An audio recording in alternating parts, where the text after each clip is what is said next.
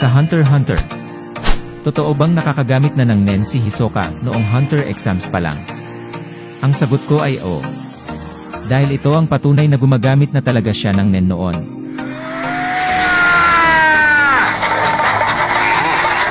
Gusto ko ang aura mo ngayon. Nagpapatunay na gumamit siya ng Gyo sa oras na ito. Kuya Ethan, paano natamaan ni Gon si Hisoka kung nagamit na siya ng Nen sa panahon na ito?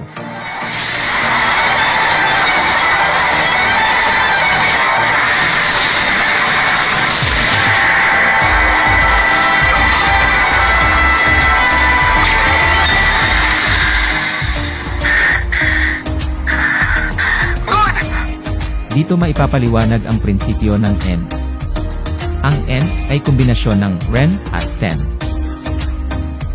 Ito ay ang paggamit ng aura palabas gamit ang Ren, at pagkontrol ng aura para hindi lumabas gamit ang Ten. Ang N ay isang pamamaraan upang malaman ang mga bagay na tatama sa isang Nen user. Ngunit kailangan munang i-activate ito.